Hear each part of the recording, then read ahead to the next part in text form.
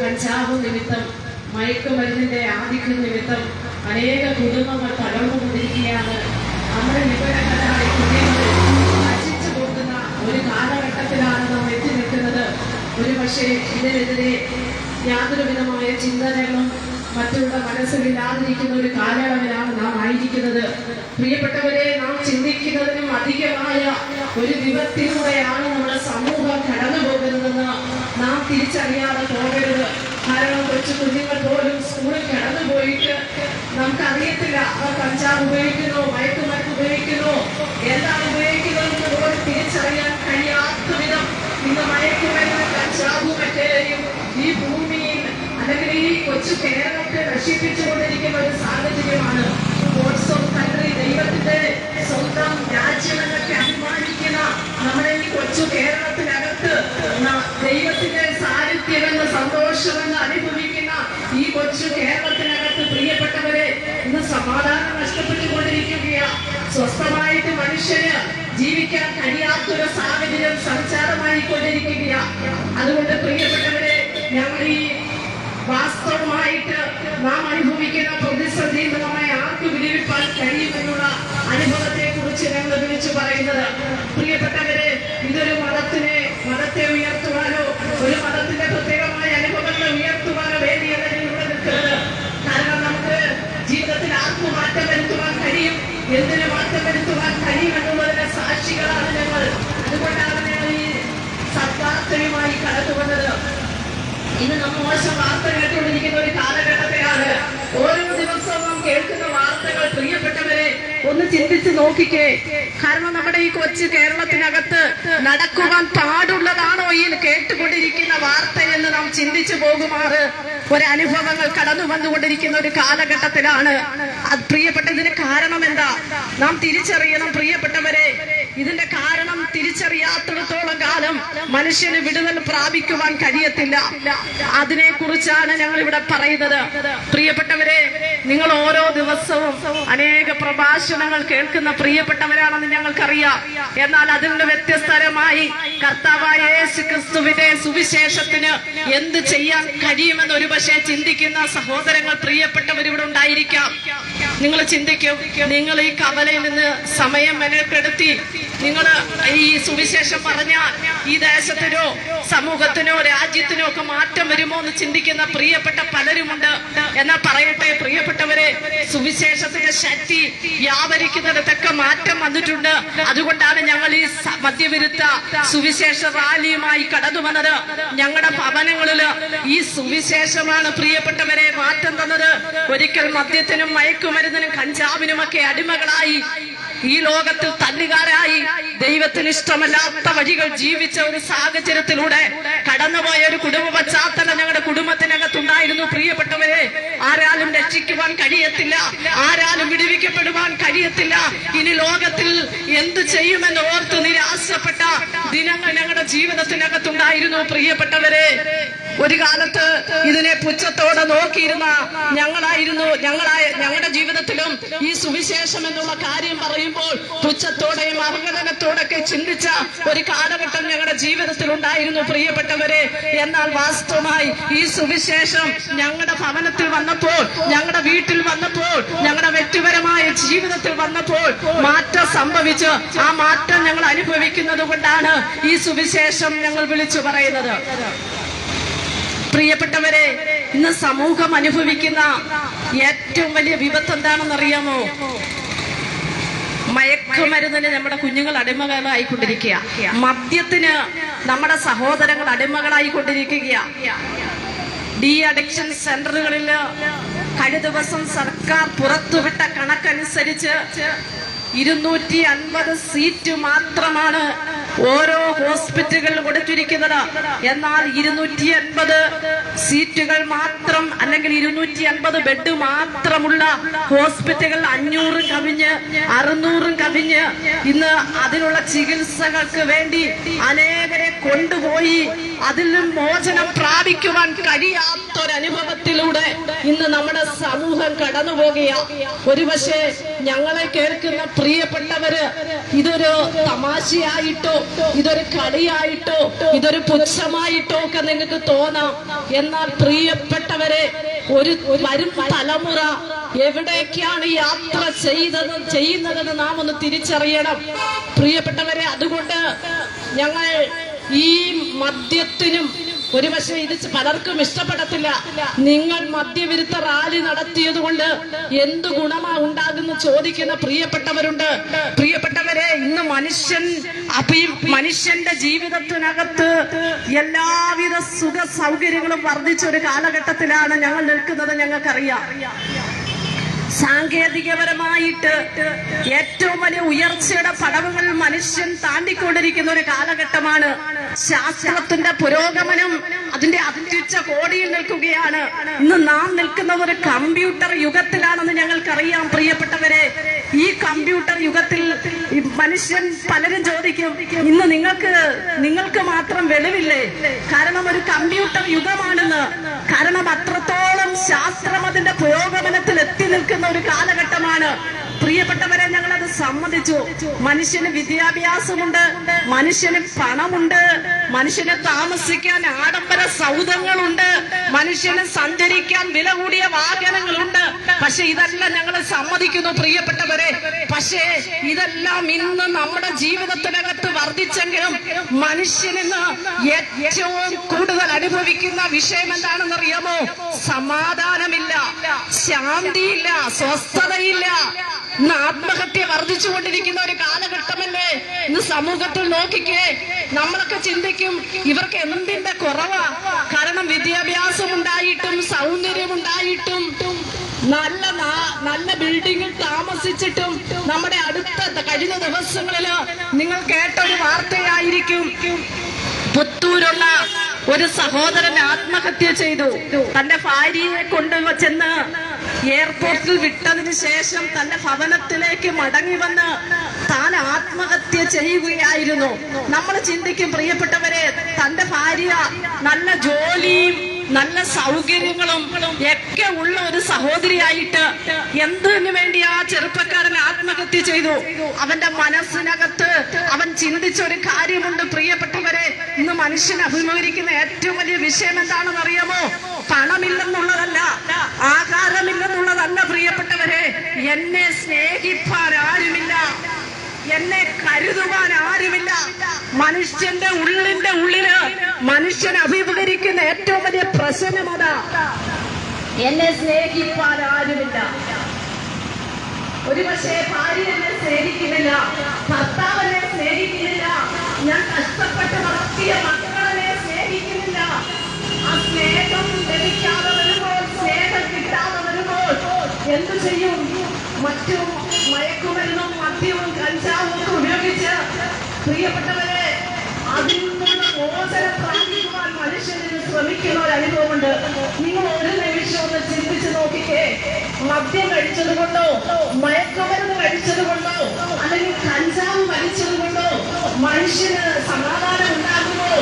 സ്നേഹം കിട്ടുമോ? പ്രിയപ്പെട്ടവരെ, ഇതൊക്കെ കിട്ടുവാൻ വേണ്ടിയാണ് അല്പസമയത്തേക്ക് രാവിലെ മുതൽ വൈകിട്ട് വരെ അധ്വാനിക്കുന്ന പൈസ. നിങ്ങളൊന്ന് ചിന്തിച്ചു നോക്കി, എത്ര കഷ്ടപ്പെട്ട 1000 രൂപ നമ്മുടെ കയ്യിൽ വരും. ഈ 1000 രൂപ കിട്ടിയാൽ എന്ത് സുഖകരമായിട്ട് നമ്മുടെ വീടുകൾ കഴിയാം. എന്നാൽ ഈ 1000 രൂപ കിട്ടുമ്പോൾ അതിൽ പകുതി പൈസയും മദ്യത്തിന്, കഞ്ചാവിനും മയക്കുമരുന്നിന് വേണ്ടി ഉപയോഗിക്കുന്ന അവസ്ഥയാ. സ്നേഹിത, ഒന്ന് ചിന്തിച്ചൊന്ന് ഒരു നിമിഷം ഒന്ന് ചിന്തിച്ചു നോക്കിക്കേ. നിന്റെ ഭവനത്തിലെ കുഞ്ഞുങ്ങൾ അസമാധാനം അനുഭവിക്കുന്ന ഒരു മണ്ഡലമല്ലേ? ഭാര്യ വാസ്തവമായി നിനക്ക് സ്നേഹിക്കാൻ കഴിയുമോ? ഭാര്യയെ യഥാർത്ഥമായിട്ട് നിന്റെ ഭാര്യ എന്ന നിലവാരത്തിൽ നിനക്കൊന്ന് ഉൾക്കൊള്ളാൻ കഴിയുന്നുണ്ടോ? ഇല്ല. കാരണം എന്താണെന്ന് അറിയാമോ? മദ്യം നിന്റെ മൈൻഡിനെ നശിപ്പിക്കുകയാ, നിന്റെ മനസാക്ഷിയെ തകർത്തുകൊണ്ടിരിക്കുകയാ. നിന്റെ ഉള്ളിലകത്തിരിക്കുന്ന ഒരു മനുഷ്യ ആത്മാവുണ്ട്, അതിനെ നശിപ്പിച്ചുകൊണ്ടിരിക്കുകയാ. അതുകൊണ്ട് സ്നേഹിത, മദ്യമോ മയക്കുമരുന്നോ കഞ്ചാവിനോ തരാൻ കഴിയാത്ത സമാധാനം തരുവാൻ ഞങ്ങൾ ആശ്രയിക്കുന്ന യേശു കർത്താവിന് കഴിയും. യേശു ക്രിസ്തു ആരാന്ന് ചോദിക്കുന്ന പ്രിയപ്പെട്ടവരുണ്ട്. യേശു ക്രിസ്തു ദൈവമാണോ? യേശു ക്രിസ്തു മനുഷ്യനാണോ? യേശു ക്രിസ്തു ആരാണ്? പ്രിയ സ്നേഹിതരെ, മനുഷ്യനായിട്ട് ദൈവമായിരുന്ന കർത്താവ് മനുഷ്യനായിട്ട് ഈ താണ ലോകത്തിൽ അവതരിച്ചെന്നാണ് സത്യവേദ പുസ്തകം വ്യക്തമായി പറയുന്നത്. എന്തിനാണ് യേശു ഈ താണലോകത്തിലേക്ക് ഒരു മനുഷ്യനായി അവതരിച്ചത്? നിങ്ങൾ ഒരു നിമിഷം ഒന്ന് ചിന്തിക്കണം. പ്രിയപ്പെട്ടവരെ, ഇത് ഞങ്ങൾ ആരെയും ക്രിസ്ത്യാനിയാക്കുവാൻ പറയുന്നതല്ല.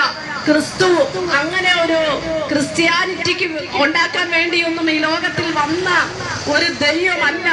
ക്രിസ്തു ഈ ലോകത്തിലെ മാനവകുലത്തെ രക്ഷിക്കാൻ വന്നതാണ്. മാനവകുലത്തെ എന്തിന് രക്ഷിക്കാനാണ് പ്രിയപ്പെട്ടവരെ യേശു കർത്താവ് വന്നെന്ന് ചോദിച്ചാൽ, മനുഷ്യനെ പാപത്തിൽ നിന്ന് മോചിപ്പിക്കുവാൻ, പാപത്തിന്റെ ശമ്പളമായ മരണത്തിൽ നിന്ന് മനുഷ്യനെ രക്ഷിക്കുവാൻ വേണ്ടി ഈ താണലോകത്തിലേക്ക് ഒരു മനുഷ്യാവതാരം എടുത്തുവന്ന കർത്താവായ യേശു ക്രിസ്തു ഈ താണലോകത്തിൽ അതിനു വേണ്ടിയാണ് വന്നത്.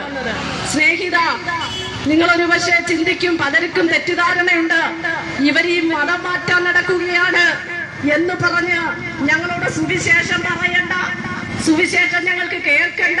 ഒരുപക്ഷെ റോഡ് സൈഡിൽ ഞങ്ങൾ സുവിശേഷം പറയുമ്പോ വെച്ചിട്ട് പോടാ എന്ന് പറയുന്ന പ്രിയപ്പെട്ടവരോട് ഞങ്ങൾക്ക് ഒരു കാര്യമേ പറയാനുള്ളൂ. സ്നേഹിത, ഇതൊരു മതമാറ്റത്തിന്റെ മെസ്സേജ് അല്ല. മതം ഉണ്ടാക്കിയത് മനുഷ്യനാണ്. മതത്തിന്റെ പേരിൽ തല്ലും കൊല്ലും കൊലയും നടത്തിയതുകൊണ്ട് യാതൊരു പ്രയോജനവുമില്ല. ഒരു മതവും ആരെയും രക്ഷിച്ചിട്ടില്ല, ഒരു മതത്തിനും ആരെയും രക്ഷിക്കാനും കഴിയത്തില്ല. പക്ഷെ ഇത് ഞങ്ങൾ മതത്തെ ഉയർത്താനല്ല വന്നത്, ഈ മാനവകുലത്തെ രക്ഷിക്കുവാൻ, മാനവകുലത്തിന്റെ പാപത്തിന് പരിഹാരം വരുത്തുവാൻ ഈ താണലോകത്തിലേക്ക് മനുഷ്യാവതാരം എടുത്തുവന്ന ഒരേ ഒരു വ്യക്തി ഉണ്ടെങ്കിൽ അത് കർത്താവായ യേശു ക്രിസ്തു മാത്രമാണ്. യേശു കർത്താവ് പറഞ്ഞു, ഞാൻ വഴിയാണ്, സത്യമാണ്, ജീവനാണ്. എവിടേക്കുള്ള വഴി എന്നാ പറഞ്ഞത്? സ്നേഹിത, സ്വർഗത്തിലേക്കുള്ള വഴിയാണ് കർത്താവ്, നിത്യതയിലേക്കുള്ള വഴിയാണ് യേശു കർത്താവ്. ഞാൻ തന്നെ വഴിയും സത്യവും ജീവൻ എന്ന് പറഞ്ഞ് ഈ ലോകത്തിൽ അവതാരമെടുത്ത ഒരേ ഒരു അവതാര പുരുഷനുണ്ടെങ്കിലോ അത് കർത്താവായ യേശു ക്രിസ്തു മാത്രമാണ്. പ്രിയപ്പെട്ടവരെ, ഞങ്ങൾ ഒരു അന്ത്യകാലത്ത് നിന്നുകൊണ്ടാണ് ഈ സുവിശേഷം വിളിച്ചു പറയുന്നത്. ഈ കാലത്തിന്റെ പേരെന്താണെന്നറിയാമോ? കലികാലം. കാരണം സമാധാനമില്ല, സന്തോഷമില്ല, ശാന്തിയില്ല, മനുഷ്യന് സ്വസ്ഥതയില്ല. മനുഷ്യന് പണമുണ്ട്, വിദ്യാഭ്യാസമുണ്ട്, സൗന്ദര്യമുണ്ട്, സഞ്ചരിക്കാൻ വാഹനമുണ്ട്, കഴിവുണ്ട്. പക്ഷേ ഇന്ന് മനുഷ്യന്റെ അകത്തളത്തിന് എന്തോ ഒരു ശൂന്യനാബോധം അനുഭവിച്ചു കൊണ്ടിരിക്കുകയാണ്. എവിടെയോ നഷ്ടം സംഭവിച്ചതുപോലെ മനുഷ്യനെന്ന് വല്ലാത്തൊരു അനുഭവത്തിൽ കടന്നുപോയിക്കൊണ്ടിരിക്കുക. സ്നേഹിത, യുഗങ്ങൾക്ക് മുന്നമേ കർത്താവായ യേശു ക്രിസ്തു ഈ താണലോകത്തിൽ ഒരു മനുഷ്യനായി അവതരിച്ചത് എന്തിനാണെന്ന് അറിയാമോ? പാപം ചെയ്ത് ദൈവത്തിന്റെ തേജസ് നഷ്ടമായി, ദൈവ സാന്നിധ്യം നഷ്ടമായി, ദൈവത്തോടുള്ള സഹിത്വം നഷ്ടമായി തീർന്ന മനുഷ്യനെ തിരികെ സ്വർഗത്തിലേക്ക് എത്തിക്കുവാൻ വേണ്ടിയാണ് കർത്താവായ യേശു ക്രിസ്തു ഈ താണലോകത്തിൽ ഒരു മനുഷ്യനായി അവതരിക്കുവാൻ ഇടയായി തീർന്നത്. യേശുവിന്റെ മനുഷ്യാവതാരം എന്തിനാണെന്ന് അറിയാമോ? മാനവകുലത്തെ രക്ഷിക്കുവാൻ വേണ്ടിയാണ്. ഒരു പ്രത്യേക മതത്തെ രക്ഷിക്കുവാനല്ല, ഒരു പ്രത്യേക വർഗത്തെ രക്ഷിക്കുവാനല്ല, ഒരു പ്രത്യേക ജാതിയെ രക്ഷിക്കുവാനല്ല. സകല ഭൂവാസികളുമായുള്ളവരെ എങ്ങനെയൊക്കെ തിരിഞ്ഞ് രക്ഷ പ്രാപിപ്പിനെന്ന് പറഞ്ഞ് കർത്താവായ യേശു ക്രിസ്തു മനുഷ്യനായി ഭൂമിയിൽ ജനിച്ച ഓരോ വ്യക്തിയെയും രക്ഷിക്കുവാനാണ്. സ്നേഹിത, ഒരുപക്ഷെ നിന്റെ രോഗം മാറ്റുവാൻ ഈ ലോകത്തിൽ പ്രഗത്ഭമായ ഹോസ്പിറ്റലുകളുണ്ട്. പൈസ ഉണ്ടെങ്കിൽ നിന്റെ രോഗത്തിന് എത്ര വേണമെന്ന് നിനക്ക് ചികിത്സിക്കാം. പക്ഷെ നിന്റെ അകത്ത് കുടികൊള്ളുന്ന പാപത്തെ മാറ്റുവാൻ, നിന്നിൽ പാപമുണ്ടെന്ന് കണ്ടുപിടിക്കുവാൻ കഴിവുള്ള ഒരു ശാസ്ത്രവും ഇവിടെ ഉണ്ടായിട്ടില്ല. നിന്റെ രക്തത്തിൽ അലിഞ്ഞുകൂടിയിരിക്കുന്ന, നിന്റെ സ്വഭാവത്തിൽ അലിഞ്ഞുകൂടിയിരിക്കുന്ന പാപ സ്വഭാവത്തെ തിരിച്ചറിയുവാൻ കഴിവുള്ള ഒരു ടെക്നോളജിയും ഈ ലോകത്തിൽ ഉണ്ടായിട്ടില്ല സ്നേഹിത. പക്ഷേ മനുഷ്യൻ പാപം, നിങ്ങൾ ചോദിക്കും, തിരിച്ചു ചോദിക്കുന്ന ഒരു ചോദ്യമുണ്ട്, ഞങ്ങൾ പാപികളാണെന്നോ പറയുന്നേ? അതേ സ്നേഹിത, മനുഷ്യനെല്ലാവരും പാപികളാണ്, പാപ സ്വഭാവമുണ്ട്. കാരണം മനുഷ്യന്റെ പാപത്തിന്റെ സ്വഭാവമുണ്ടെന്ന് പറയാൻ കാരണം മനുഷ്യനെ സ്നേഹിപ്പാൻ കഴിയുന്നില്ല. സ്വന്തം മാതാപിതാക്കളെ സ്നേഹിപ്പാൻ കഴിയുന്നില്ല, മക്കളെ സ്നേഹിപ്പാൻ കഴിയുന്നില്ല. കാരണം സ്നേഹം മനുഷ്യന് കൊടുക്കുവാൻ കഴിയുന്നില്ല. അതുകൊണ്ട് ആ ദൈവവചനം പറഞ്ഞത്, മാനത്തോടിരിക്കുന്ന മനുഷ്യൻ വിവേകഹീനനായാൽ നശിച്ചു പോകുന്ന മൃഗങ്ങൾക്ക് തുല്യമത്രേ. പ്രിയപ്പെട്ടവരെ, ദൈവം സർവേശ്വരനായ ദൈവം, ആഴിയെ മൂഴിയെയും അണ്ടകടാഹങ്ങളെ സൃഷ്ടിച്ചവനായ ദൈവം മനുഷ്യനെ വിവേകത്തോടും മാനത്തോടും കൂടെയാണ് മനുഷ്യനെ ഭൂമിയിൽ സൃഷ്ടിച്ചത്. എന്നാൽ മാനത്തോട് സൃഷ്ടിച്ച മനുഷ്യൻ വിവേകം നഷ്ടപ്പെട്ടവനായി പാപത്തിന്റെ അനുഭവങ്ങളിലേക്ക്, പാപത്തിന്റെ ഇഷ്ടങ്ങളിലേക്ക് യാത്ര ചെയ്യുമ്പോൾ ഒരു കാര്യം തിരിച്ചറിയാതെ പോകരുത് സ്നേഹിത. പാപം നിന്നെ വശീകരിക്കുന്നതാണ്. പാപത്തിന്റെ ശമ്പളം മരണമാണ്. പാപത്തിൽ ജീവിച്ച് പാപത്തിൽ മരിച്ചാൽ നിത്യമായ ശിക്ഷാവിധിക്ക് നീ അർഹനായി തീരും. ഒരുപക്ഷേ നമ്മൾ ചിന്തിക്കുന്ന ഒരു കാര്യമുണ്ട്, പണമുണ്ടെങ്കിൽ, എന്റെ കൂടെ 10 പേര് നിൽക്കുവാനുണ്ടെങ്കിൽ ഞാൻ എന്തോ ആണെന്നുള്ള ചിന്ത മനുഷ്യന്റെ അകത്തളത്തിൽ വരും. സ്നേഹിത, ഒരു കാര്യം നീ തിരിച്ചറിയാതെ പോകരുത്. മനുഷ്യൻ എന്ന വാക്കിന്റെ അർത്ഥം മനനം ചെയ്യുവാൻ കഴിവുള്ളവനെന്നാണ്. നീ ചിന്താബോധമില്ലാതെ, നീ ദിശാബോധമില്ലാതെ യാത്ര ചെയ്യുന്ന വ്യക്തിയാണെങ്കിൽ നിന്റെ ജീവിതം ഏറ്റവും പരാജയമായിരിക്കും. ഏത് കാര്യവും ചിന്തിച്ചും ആലോചിച്ചും വിവേകത്തോടുകൂടെ ദൈവാശ്രയ ബോധത്തോടുകൂടെ ചെയ്യുന്ന ഒരു വ്യക്തിക്ക് മാത്രമേ ജയത്തിലെത്തുവാൻ കഴിയത്തുള്ളൂ. സ്നേഹിത, ഇന്ന് ഞങ്ങളെ കേൾക്കുന്ന ആരെങ്കിലും ലക്ഷ്യമില്ലാതെ ഈ ലോകത്തിൽ എന്തിനു വേണ്ടിയോ ജീവിച്ച് എന്തിനു വേണ്ടിയോ ആയിരിക്കണമെന്ന ചിന്താഗതിയിലായിരിക്കുന്നെങ്കിൽ ഞങ്ങളൊരു കാര്യം വ്യക്തമായി വിളിച്ചു പറയാം സ്നേഹിത. ഒരു ലക്ഷ്യം നമുക്കുണ്ടായിരിക്കണം. നാം ജീവിക്കുന്നതിനൊരു ലക്ഷ്യമുണ്ടായിരിക്കണം. നാം ജോലി ചെയ്യുന്നതിന് ലക്ഷ്യമുണ്ടായിരിക്കണം. നാം ആയിരിക്കുന്നതിനൊരു ലക്ഷ്യമുണ്ടായിരിക്കണം.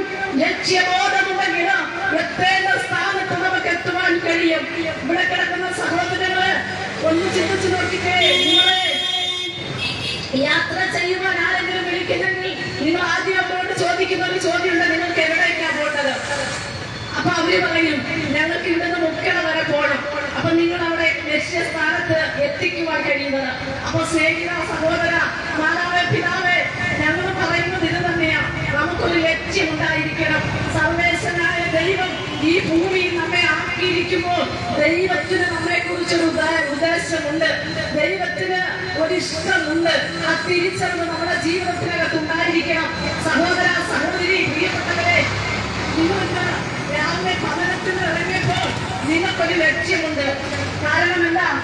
എനിക്ക് അധ്വാനിക്കുമ്പോൾ പൈസ കൊണ്ടുവന്ന് പല കാര്യങ്ങൾ ചെയ്യണം. ആ ലക്ഷ്യമില്ലാതെ ആരെങ്കിലും ഇറങ്ങിയിട്ടുണ്ടെങ്കിൽ അവർക്കത് നേടുവാൻ കഴിയത്തില്ല.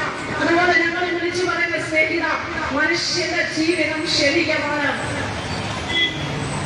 ജനനമെന്ന 3 അക്ഷരത്തിലൂടെ ആരംഭിച്ച് ജീവിതമെന്ന 3 അക്ഷരത്തിലൂടെ യാത്ര ചെയ്ത് മരണമെന്ന 3 അക്ഷരത്തിൽ അവസാനിക്കുന്നതാണ് മനുഷ്യന്റെ ജീവിതം. സ്നേഹിത, അതുകൊണ്ട് ഞങ്ങൾ വിളിച്ചു പറയുന്നത്, മരണത്തിനപ്പുറം എന്താണെന്ന് ചിന്തിച്ചു നോക്കണം. നിങ്ങളിപ്പോ ഞങ്ങളോട് തിരിച്ചു ചോദിക്കുന്ന ചോദ്യം, നിങ്ങൾ ജീവിച്ചിട്ടല്ലേ മരണത്തെ കുറിച്ച് ചിന്തിക്കുന്നതാണ്. പ്രിയപ്പെട്ടവരെ, എല്ലാവരും മരണത്തിലൂടെ യാത്ര ചെയ്യേണ്ടവരാണ്. മരണമെന്ന അതിഥി ഒരുപക്ഷെ നീ ആഗ്രഹിക്കാത്ത സമയത്ത്, നീ ക്ഷണിക്കാത്ത സമയത്ത് നമ്മളെടുത്ത് വരുന്ന ഒരു അതിഥിയുടെ പേരെന്താണെന്നറിയാമോ? മരണം എന്നുള്ളതാ. മരണം ഒരു യാഥാർത്ഥ്യമാണ്. മരണം യാഥാർത്ഥ്യമെങ്കിൽ ഒരു കാര്യം തിരിച്ചറിയണം, മരിച്ചതിന് ശേഷം ഒരു ജീവിതമുണ്ട്. മരിച്ചതിന് ശേഷം ഒരു ന്യായവിധിയുണ്ട്. മനുഷ്യൻ ശരീരത്തിൽ ചെയ്യുന്നത് നല്ലതാകണം തീയതാകണം, അതിന് തക്കമെന്ന ഒരു ന്യായവിധിയുണ്ടെന്നുള്ള തിരിച്ചറിവ് നമുക്കുണ്ടാകണം. അതുകൊണ്ട് ഞങ്ങൾ പറഞ്ഞു വരുന്നത്, കർത്താവായ യേശു ക്രിസ്തു ഈ താണ ലോകത്തിൽ വന്നത് എന്തിനാണെന്ന് അറിയാമോ? ഒത്തിരി പള്ളികൾ ഉണ്ടാക്കാനോ അല്ലെങ്കിൽ ഒത്തിരി പേരെ തന്റെ കൂടെ ചേർത്ത് നിർത്തി വലിയ ഇത് കാണിക്കാനൊന്നും അല്ല സ്നേഹിത. ഈ ലോകത്തിലുള്ള മാനവകുലം അനുഭവിക്കുന്ന പ്രശ്നം എന്താണെന്നറിയാമോ? പാപമാണ്. പാപത്തിന്റെ ശമ്പളം മരണമാണ്. പാപത്തിൽ ജീവിച്ച് പാപത്തിൽ മരിച്ചാൽ നിത്യമായ ന്യായവിധിക്ക് അകപ്പെടുവാനിടയായി തീരും. സുവിശേഷം ഇവിടെ നിന്ന് വിളിച്ചു പറയുന്നത് പാപത്തിൽ നിന്ന് മോചിപ്പിക്കുവാൻ ഒരുപക്ഷെ എല്ലാവർക്കും ആഗ്രഹമുണ്ട്. പാപിയായി ജീവിക്കുവാൻ ആർക്കും ആഗ്രഹമില്ല. പാപം ചെയ്ത് മരിക്കണമെന്ന് ആർക്കും ആഗ്രഹമില്ല. പക്ഷെ നമ്മെ നിയന്ത്രിക്കുന്ന ഒരു ശക്തി ഈ ലോകത്തിലുണ്ടെന്ന തിരിച്ചറിവ് നമുക്ക് വരണം. രണ്ട് ശക്തികൾ ഈ ലോകത്തിലുണ്ട് സഹോദരങ്ങളെ. ഒന്ന് പൈശാചിക ശക്തിയും ഒന്ന് ദൈവത്തിന്റെ സാന്നിധ്യവും. പിശാച് എപ്പോഴും മനുഷ്യനെ പാപത്തിലേക്ക് നയിച്ചുകൊണ്ടിരിക്കുക. പാപം ചെയ്ത് നിന്റെ ദൈവത്തോടുള്ള ബന്ധം നഷ്ടമാക്കി നിന്നെ നിത്യമായ നരകത്തിൽ എത്തിക്കണമെന്നാണ് പിശാച് വാദിക്കുന്നത്. സ്നേഹിത, ഇന്ന് പകൽക്കാലം ഞങ്ങളെ കേൾക്കുന്ന പ്രിയ സഹോദരങ്ങളെ, പിതാവേ, നിങ്ങൾ പാപത്തിലാണോ ജീവിക്കുന്നത്? മദ്യത്തിനോ മയക്കുമരുന്നിനോ കഞ്ചാവിനോ ഈ ലോകത്തിന്റെ പാപപ്രവർത്തികൾ മുഴുകി സന്തോഷിച്ച് എനിക്കെന്നും ഇങ്ങനെ ജീവിക്കാമെന്നുള്ള വ്യാമോഹത്തിലാണോ നിങ്ങൾ ജീവിക്കുന്നത്? അങ്ങനെയെങ്കിൽ സത്യവേദോസം വിളിച്ചു പറയുന്നു, യവനക്കാരാ, നിന്റെ യവനകാലത്ത് സൃഷ്ടാവിനെ അറിഞ്ഞുകൊള്ളുക, അല്ലെങ്കിൽ ദുർദിവസങ്ങൾ വരും. നിനക്ക് ഇഷ്ടമില്ലെന്ന് നീ പറയുന്ന ഒരു സമയം നിന്റെ ജീവിതത്തിനകത്ത് വരും. നിനക്ക് ഒന്നും ചെയ്യാൻ കഴിയില്ലാത്ത, പ്രാപ്തിയില്ലാത്ത ഒരു സമയം നിന്റെ മുന്നിനകത്ത് വരും. ആ സൃഷ്ടാവിന്റെ മുന്നിൽ അതിനു മുന്നമേ നീ ഒന്ന് മനം തിരിയുവാൻ ഇന്ന് പകൽക്കാലം ഒന്ന് ഏൽപ്പിച്ചു കൊടുക്കുക. ഒരുപക്ഷെ മദ്യത്തിന് അടിമയായിരിക്കാം, ആഗ്രഹമുണ്ട്, അതിൽ നിന്ന് മോചനം പ്രാപിക്കണമെന്ന് ആഗ്രഹമുണ്ട്. കഞ്ചാവിന് അടിമയായിരിക്കാം, അതിൽ നിന്ന് മോചനം പ്രാപിക്കണമെന്ന് ആഗ്രഹമുണ്ട്. പക്ഷെ കഴിയുന്നില്ല. കഴിയാതെ വണ്ണം ഒരു പൈശാചിക മണ്ഡലം നമ്മെ ആവസിച്ചുകൊണ്ടിരിക്കുകയാണെങ്കിൽ സ്നേഹിത, നീ ഒന്നും ചെയ്യണ്ട. നീ പറഞ്ഞാ മതി, യേശുവേ, ഞാനൊരു പാപിയാണ്, എനിക്ക് രക്ഷപ്പെടാൻ ആഗ്രഹമുണ്ട്, എനിക്ക് സമാധാനം പ്രാപിക്കണമെന്ന് ആഗ്രഹമുണ്ട്, എനിക്ക് കഴിയുന്നില്ല എന്ന് നീ ദൈവത്തോട് നിന്റെ ഹൃദയം ഒന്ന് ഉയർത്തി നീ പറയാൻ തയ്യാറായാൽ യേശു നീ ഇരിക്കുന്നിടത്ത് ഞാൻ വിടിവിപ്പാനിടയായി തീരും. പ്രിയപ്പെട്ടവരെ, ഞങ്ങൾ ഈ സുവിശേഷം പറയുന്നതിന്റെ സാരാംശം ഇത്രയേ ഉള്ളൂ. നിങ്ങൾ പാപത്തിൽ ജീവിച്ച് പാപത്തിൽ മരിച്ച് നിത്യമായ നരകത്തിലെത്തരുത്. സ്വർഗരാജ്യത്തിലെത്തുവാൻ ഏക വഴിയേ ഉള്ളൂ. കർത്താവായ യേശു ക്രിസ്തുവിനെ രക്ഷിതാവും കർത്താവും പിതാവുമായി അംഗീകരിച്ച അവന്റെ കൽപ്പന അനുസരിക്കുന്നവർക്ക് മാത്രമേ സ്വർഗത്തിലെത്തുവാൻ കഴിയത്തുള്ളൂ.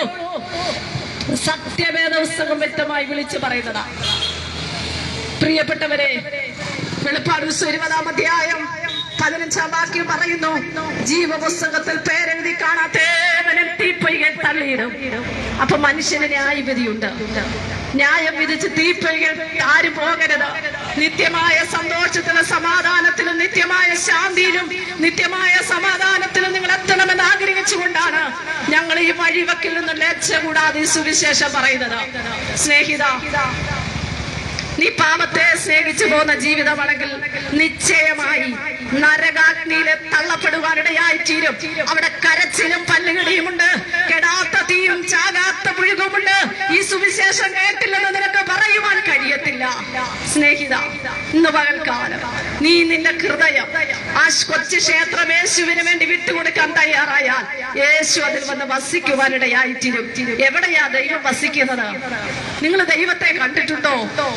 പ്രിയപ്പെട്ടവരെ, ചോദിക്കുന്ന ചോദ്യങ്ങളുടെ അർത്ഥം ഞങ്ങൾ പറയാം. ഞങ്ങൾ ദൈവത്തെ കണ്ടിട്ടില്ല. എവിടാ വസിക്കുന്ന അറിയാമോ? നമ്മുടെ കൊച്ചു ഹൃദയമാകുന്ന ക്ഷേത്രത്തിലാണ് ദൈവം വസിക്കുന്നത്. ഈ ലോകത്തിലെ കൈപ്പണികളിലൊന്നുമല്ല ദൈവം വാസം ചെയ്യുന്നത്. നാം മനുഷ്യനാകുന്ന ദൈവത്തിന്റെ സൃഷ്ടിയാകുന്ന നമ്മുടെ അകത്തളത്തിലാണ് ദൈവം വസിക്കുന്നത്. സർവേശ്വരനായ ദൈവം വസിക്കുന്ന ഇടം എവിടാണെന്ന് അറിയാമോ? നമ്മുടെ അകത്തളത്തില്. അപ്പൊ ഈ അകത്തളത്തില് പാപമാണെങ്കിൽ അവിടെ ദൈവത്തിന് വസിപ്പാൻ കഴിയത്തില്ല. അതുകൊണ്ട് സ്നേഹിത, ഇന്ന് പകൽക്കാലം പാപത്തിന്റെ ശമ്പളം നിത്യമായ മരണവും ന്യായവിധിയാണ്. അതുകൊണ്ട് അതിന് തെറ്റി ഒഴിയാൻ വേണ്ടിയാണ് ഈ സുവിശേഷം ഞങ്ങൾ സത്വാർത്ത പറയുന്നത്. 5 കോടതികൾ മാറി മാറി വിസ്തരിച്ചു. ഇവൻ നീതിമാൻ, ഇവനിൽ പാപമില്ലെന്ന് പറഞ്ഞ ഒരുവരെന്തിനു വേണ്ടി നമുക്ക് വേണ്ടി കാൽവരിയാകുമെന്ന് ചോദിച്ച സ്നേഹിത, നമ്മെ വിടിവിക്കാൻ വേണ്ടിയാണ്. പലരും ചോദിക്കുന്ന ചോദ്യങ്ങൾ, കർത്താവ് ദൈവമാണെങ്കിൽ ആ ക്രൂശിൽ നിന്ന് രക്ഷപ്പെട്ടുണ്ടായിരുന്നു. തീർച്ചയായിട്ടും ദൈവം ഒരു വാക്ക് പറഞ്ഞെങ്കിൽ ഒരൊറ്റ ദൂതനിറങ്ങിയാണ്. ദൈവവചനം പറയുന്ന ഒറ്റ ദൂതനിറങ്ങിയപ്പോൾ 185,000 പേര് വീട് പോയത്. പക്ഷേ എന്തിനു വേണ്ടി ആ കയ്പിന്റെ അനുഭവങ്ങൾ, ആ വേദനയുടെ അനുഭവങ്ങൾ കാൽവരിയിലേക്കെന്ന് ചോദിച്ചാൽ നീ നശിച്ചു പോകരുത്, നീ ശിശാവധി അകപ്പെടരുത്. നിന്നെ രക്ഷിക്കുവാൻ വേണ്ടി പ്രിയ സ്നേഹിത, ഒരു പക്ഷേ നഷ്ടപ്പെട്ട പോലെ ഒന്ന് മടക്കിയെടുക്കുവാൻ നമുക്ക് ഇടപെടേണ്ടി വരും. എന്നാൽ കർത്താവായ യേശു ക്രിസ്തു തന്റെ പ്രാണനെ, തന്റെ അവസാനങ്ങളെ കാൽവരി ക്രൂശിൽ നമുക്ക് വേണ്ടി യാഗമാക്കി നമ്മെ രക്ഷിക്കുവാൻ ഇന്ന് പകർത്താൻ മരണമുണ്ട്. മരണത്തിനപ്പുറം ഒരു ജീവിതമുണ്ട്. മഹാനായ അലക്സാണ്ടർ ചക്രവർത്തി ഇങ്ങനെ പറഞ്ഞു, കടലേ, നീയും ഒരു കരയായിരുന്നെങ്കിൽ ഞാൻ നിന്നെയും പിടിച്ചെടുക്കുമായിരുന്നു. എന്നാൽ തന്റെ 32ാമത്തെ വയസ്സിൽ താൻ മരിക്കുവാൻ, മാരകമായ രോഗം കൊണ്ട് മരിക്കുവാൻ ഇടയായ ആ അനുഭവങ്ങൾ മരണത്തോടെടുക്കുന്ന വേളകളിൽ താൻ തന്റെ കൃത്യന്മാരോട് പറഞ്ഞൊരു കാര്യമുണ്ട്, എന്നെ കൊണ്ടുപോകുന്ന ശവപ്പെട്ടിക്ക് 2 ദ്വാരം ഉണ്ടാക്കണം. എന്നിട്ട് നിങ്ങൾ എന്റെ കൈകൾ പുറത്തേക്ക് ഇടണം. എന്തിനാണെന്നറിയാമോ? ഞാൻ നേടിയതല്ല, ഈ കരയെ അടക്കി ഭരിച്ച്, ഈ കരയെ വാഴുകൊണ്ടിരുന്ന അലക്സാണ്ടർ ചക്രവർത്തി തന്റെ അവസാന നാളുകൾ പറഞ്ഞൊരു കാര്യമുണ്ട്, ഞാൻ വെറും കൈയായി വന്നു, വെറും കൈയായി പോകുന്നു. ഇത് മറ്റുള്ളവർ തിരിച്ചറിയണം.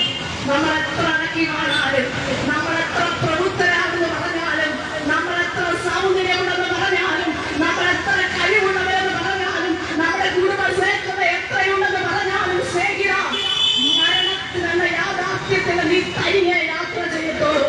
നിന്റെ കൂടാര, നിനക്കുള്ള സ്വത്ത് വരത്തില്ല, നിന്റെ ഭാര്യ വരത്തില്ല, നിന്റെ മക്കൾ വരത്തില്ല, നിനക്കുള്ളതൊന്നും നിന്നോടൊപ്പം വരത്തില്ല. മരണം കൊണ്ട് സ്ത്രീലോകത്തിലെ ബന്ധങ്ങൾ അവസാനിക്കുമ്പോൾ ശവക്കുഴിയിൽ വെച്ചിട്ട് പക്ഷേ നിലവിളിച്ചിട്ട് മടങ്ങി പോകും.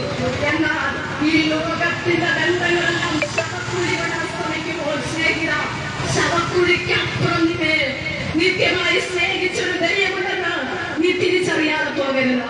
ഞങ്ങളെ കേൾക്കുന്ന പ്രിയപ്പെട്ടവരെ, നിങ്ങൾ ആരായിക്കൊള്ളട്ടെ, പക്ഷെ ഞങ്ങൾ വിളിച്ചു പറയാം, സ്നേഹിത, മരിച്ചതിന് ശേഷം ഒരു പുനരുത്ഥാനമുണ്ട്. മരിച്ചതിന് ശേഷം പുനരുത്ഥാനം പ്രാപിക്കാം. നമ്മൾ മരിച്ചതിന് ശേഷം ചെയ്യുന്ന കർമാദികൾ കൊണ്ട് നമുക്ക് സ്വർഗത്തിലെത്താൻ കഴിയത്തില്ല. പക്ഷെ എന്ത് ചെയ്യാൻ പറ്റും? നാം ജീവിച്ചിരിക്കുമ്പോൾ ഒരു നല്ല മനുഷ്യനായി, ഒരു നല്ല ഭർത്താവായി, ഒരു നല്ല ഭാര്യയായി, നല്ലൊരു സഹോദരനായി, സമൂഹത്തിന് ഒരു നല്ല മനുഷ്യനായി, നിന്റെ വീട്ടിൽ നിന്റെ മക്കൾക്ക് ഒരു നല്ല പിതാവായി ജീവിക്കാൻ നിനക്ക് പറ്റും. അതുകൊണ്ട് സഹോദരന്മാരെ, ഞങ്ങൾ വിളിച്ചു പറയട്ടെ, നിത്യമായ ശിക്ഷാവിധിയാലും അകപ്പെടരുത്. നിത്യമായ പാപത്തിന്റെ അനുഭവങ്ങൾ അകപ്പെട്ട് നിന്റെ ജീവിതം നശിപ്പിക്കുന്ന സ്നേഹിത, നിന്റെ അകത്തളത്തിൽ ഒരു ആത്മാവുണ്ട്, അത് വിലയേറിയതാണ്. അത് നഷ്ടമായി പോയാൽ നിന്നെ വിളിക്കുന്ന പേരെന്താണെന്ന് അറിയാമോ? ശവമെന്നാണ്. ആത്മാവിന് വിലയുള്ളത്, നിന്റെ ശരീരത്തിനുള്ള വിലയുള്ളത്. ദേഹം, ദേഹി, ആത്മാവെന്ന 3 ഘടകങ്ങൾ കൊണ്ട് മനുഷ്യൻ സൃഷ്ടിച്ചിരിക്കുമ്പോൾ നിന്നെ സൃഷ്ടിച്ചതിന് ഉദ്ദേശം എന്താണെന്നറിയാമോ? സൃഷ്ടിതാവിന്റെ ഗീതമനുസരിച്ച്, സൃഷ്ടിതാവിന്റെ ഗീതമനുസരിച്ച് ജീവിക്കണമെന്നുള്ളതാണ്. അതുകൊണ്ട് ഞങ്ങൾ വിളിച്ചു പറയട്ടെ, ഇന്ന് പകൽക്കാലം മദ്യത്തിന് അടിമയായി നിനക്ക് രക്ഷപ്പെടണമെന്നുണ്ടായിട്ടും രക്ഷപ്പെടാൻ കഴിയാത്തതുപോലെ നിന്നെ വലിഞ്ഞു മുറുക്കിയിരിക്കുന്ന പാപത്തിന്റെ കലാപത്രത്തിനകത്ത് നീ വിടഞ്ഞു ജീവിക്കുന്ന വ്യക്തിയാണ്. ഇന്ന് മഴക്കാലം നിങ്ങൾ വിളിച്ചു പറയാം, നീ യേശുവിന് നിനക്ക് ഉദയം കൊടുത്താൽ മതി. നിന്റെ സമ്പത്ത് കൊടുക്കണ്ട, നിനക്കുള്ളതൊന്നും കൊടുക്കണ്ട. യേശുവേ, ഞാനൊരു ഭാവിയാ, ഞാൻ നിമിത്തം എന്റെ കുഞ്ഞിനെ വേദന അനുഭവിക്കുന്നു, ഞാൻ നിമിത്തം എന്റെ ഭാര്യ അനുഭവിക്കുന്നു, ഞാൻ നിമിത്തം എന്റെ മാതാപിതാക്കൾ വേദന അനുഭവിക്കുന്നു, ഞാൻ നിമിത്തം എന്റെ സമൂഹം വേദന അനുഭവിക്കുന്നു. ഇനി എനിക്ക് പാപത്തെ വേണ്ടപ്പ, പാപത്തിന്റെ വഴി വേണ്ടപ്പ തീരുമാനമെടുക്കുവാൻ ആരും തയ്യാറാകുന്നു. അവന്റെ മതിയായ ഇന്ന് പകൽക്കാലം. അതുകൊണ്ട് ഞങ്ങൾ വിളിച്ചു പറയട്ടെ, നിത്യശിക്ഷാവിധിക്ക് കാരണമായി തീരാതെ നീ ഏത് പ്രശ്നത്തിലാണ് പറയുന്നത്? ഒരു പക്ഷേ നിന്റെ ഉൾപ്പിച്ചാതിരുന്ന ചിന്ത, എന്നെ എന്റെ ഭാര്യ സ്നേഹിക്കുന്നില്ല, എന്റെ മക്കൾ എന്നെ സ്നേഹിക്കുന്നില്ല, എന്നെ സ്നേഹിക്കാൻ ആരുമില്ല, എനിക്ക് സമാധാനമില്ല, എനിക്ക് സ്വസ്ഥതയില്ല, എനിക്ക് ശാന്തിയില്ല എന്നുള്ള അനുഭവത്തിൽ നീ തീർന്ന വ്യക്തിയാണ്. ഇന്ന് പൽക്കാലം യേശു കർത്താവ് പറഞ്ഞു, ഞാൻ നിനക്ക് സമാധാനം വന്നേച്ചു പോകുന്നു. ലോകം തരുന്നത് പോലല്ല. അങ്ങനെ സമാധാനത്തിന്റെ രാജാവായി സ്വസ്ഥതയുടെ അനുഭവങ്ങളായി തീരുവാൻ, സ്വസ്ഥത തരാൻ വേണ്ടി, നിനക്ക് രോഗശാന്തി തരാൻ വേണ്ടി, നിനക്ക് സമാധാനം തരാൻ വേണ്ടി, നിന്നെ രക്ഷിക്കുവാൻ വേണ്ടി, നിന്റെ ആത്മാവിനെ വീണ്ടെടുപ്പ് തരുവാൻ വേണ്ടി ഉലകത്തിൽ അവതരിച്ച ഒരേ ഒരു മനുഷ്യനും കർത്താവായ യേശു ക്രിസ്തു മാത്രമാണ്. മറ്റൊരുത്തരും രക്ഷയില്ല. ആകാശത്തിന്റെ കീഴിൽ മനുഷ്യരെ രക്ഷപ്പെടുവാൻ നൽകപ്പെട്ട ഒരേ ഒരു നാമമേയുള്ളൂ. അത് കർത്താവായ യേശുവിന്റെ നാമമാണ്. സ്നേഹിതരെ, ഈ യേശുവിന്റെ നാമത്തിലേക്ക് നിങ്ങൾ കടന്നു വരുവാൻ ഞങ്ങൾ നിങ്ങളെ സ്വാഗതം ചെയ്യുക. മരണത്തിന് മുന്നേ നിന്റെ നിത്യത നീ ഉറപ്പാക്കണം. മരിച്ച ശേഷം നിനക്ക് ഒന്നും ചെയ്യാൻ പറ്റത്തില്ല. ആ ബോധി നിലനിർത്തത്തിൽ വരണം. മരണം കൊണ്ട് തീരുന്നതല്ല മനുഷ്യന്റെ ജീവിതം. സ്നേഹിത, ഈ പകൽക്കാലം ഞങ്ങളോട് ചേർന്ന് പ്രാർത്ഥിക്കാൻ എത്ര സഹോദരങ്ങൾ തയ്യാറാകുന്നു. ഞങ്ങൾ ഒരു വാക്ക് പ്രാർത്ഥിക്കുമ്പോ നീ ഇരിക്കുന്ന സ്ഥലം എവിടെയായിരിക്കും അവിടെ ഇരുന്ന് നീ പറഞ്ഞാൽ മതി. യേശുവേ, നീ ആരോട് പറയണ്ട. നിന്റെ രഹസ്യമായ അനുഭവം നീ ആരോട് പറയണ്ട. നിന്റെ വിഷമം നീ ആരോട് പറയണ്ട. ഞങ്ങൾ പ്രാർത്ഥിക്കുന്ന നിമിഷം നീ യേശുവിനോട് യേശുവേ എനിക്ക് സമാധാനം വേണം, യേശുവേ എനിക്ക് ശാന്തി വേണം, യേശുവേ എനിക്ക് സ്വസ്ഥത വേണം, യേശുവേ ഞാൻ അറിയുന്ന വ്യക്തിയാണ്, എന്നെ വിടുവിപ്പാൻ നീ മതിയായ ദൈവം വിശ്വസിക്കുന്നത് ഇന്ന് പകൽക്കാലം നീ സമർപ്പിച്ചു കൊടുക്കാൻ കഴിയാമോ? യേശുവിനെ സ്വതന്ത്രമാക്കും. പാപത്തിന് സ്വന്തമായി നീ രക്ഷപ്പെട്ട് കർത്താവിനെ ജീവിപ്പാൻ സ്വർഗ്ഗവിനയാക്കട്ടെ. അതിലൂടെ ഞങ്ങളോട് പറഞ്ഞു മനസ്സാന്തരപ്പെടണം. മനസ്സാന്തരപ്പെട്ട് പാപത്തിന്റെ മോചനത്തിനായി കർത്താവായ യേശു ക്രിസ്തുവിന്റെ നാമത്തിൽ സ്നാനമേറ്റ് ഒരു വിശുദ്ധ ജീവിതം നയിപ്പാൻ സർവേശ്വരനായ ദൈവം സഹായിക്കട്ടെ. സ്നേഹിത, നീ അതിനുവേണ്ടി നിന്നെ നീ ഒരുക്കട്ടെ. ഒരു വാക്ക് ഞാൻ പ്രാർത്ഥിക്കുക. പരിശുദ്ധനായ ദൈവമേ, ഈ വചനം കേട്ട പ്രിയ സഹോദരങ്ങൾക്ക് വേണ്ടി പ്രാർത്ഥിക്കുക. സമാധാനം നഷ്ടപ്പെട്ട അവസ്ഥയിലോ വേദനയോടെ ഞങ്ങളെ കേട്ട പ്രിയപ്പെട്ടവരുണ്ടല്ലോ, ആരെന്നെ രക്ഷിക്കും, ആരെന്നെ വിടുവിക്കും, ആരെനിക്ക് സമാധാനം തരുമെന്ന് ചിന്തിച്ച് വ്യാകുലത അനുഭവിക്കുന്ന പ്രിയപ്പെട്ടവരെ സ്വർഗം സൗത്താവെ വിടുവിക്കണമേ. അവിടെ മനസ്സിന് ആശ്വാസം കൊടുക്കണമേ, അവർക്ക് സമാധാനം കൊടുക്കണമേ. നിത്യമായ ശാന്തി ഉണ്ടാകുവാൻ സ്വർഗമിടയാക്കണം. ഈ സുവിശേഷം അവിടെ വ്യാപരിക്കപ്പെടുമ്പോൾ തന്നെ ഇതിന് ശക്തി അനുഭവിപ്പാൻ സ്വർഗമിടയാക്കും. കർത്താവേ, രക്ഷിക്കപ്പെട്ട സ്നാനപ്പെട്ട് ദൈവകൽപ്പന അനുസരിച്ച് ദൈവത്തിന് വേണ്ടി ഒരു നല്ല മകനായി ജീവിപ്പാൻ ഈ ദേശനിവാസികളെ ദൈവം സഹായിക്കണം. കർത്താവേ, മകനെ കേട്ടതിനെ പരിശുദ്ധമാക്കണം. പ്രാർത്ഥനകളുടെ സ്തോത്രേശ്വരത്തിന്റെ നാമത്തിൽ തന്നെ ഹല്ലേലൂയ. കർത്താവിന്റെ നാമം വാഴ്ത്തപ്പെടുമാറാകട്ടെ. സഹകരിലൂടെ കേൾപ്പിച്ച നല്ല സന്ദേശത്തിനായിട്ട് കർത്താവിന് നന്ദി പറയുന്നു. മദ്യപാനവുമായി ഉപയോഗവും അത് ചെറുതിൽ മുതൽ വലിയൊരു വരെ ഒരുപോലെ വികസിച്ചുകൊണ്ടിരിക്കുന്ന ഈ കാലഘട്ടത്തിൽ അതിന് മോചിപ്പിക്കാൻ കഴിയുന്ന വ്യക്തിയെ പരിചയപ്പെടുത്തുവാൻ ഞങ്ങൾക്കിടയായത് വളരെ സന്തോഷമുണ്ട്. നിങ്ങളുടെ വിഷയങ്ങൾ, പ്രാർത്ഥനാ വിഷയങ്ങൾ, ഞങ്ങളുടെ പ്രാർത്ഥനകൾ അല്ലെങ്കിൽ നമ്പറുണ്ട് വിളിച്ചാൽ ഞങ്ങൾ പ്രാർത്ഥന എനിക്കത് തന്നെ ഇവിടെ ഈ കെട്ടിടത്തിന്റെ 3-ാം തലത്തിൽ പ്രവർത്തിച്ചുകൊണ്ടിരിക്കുന്ന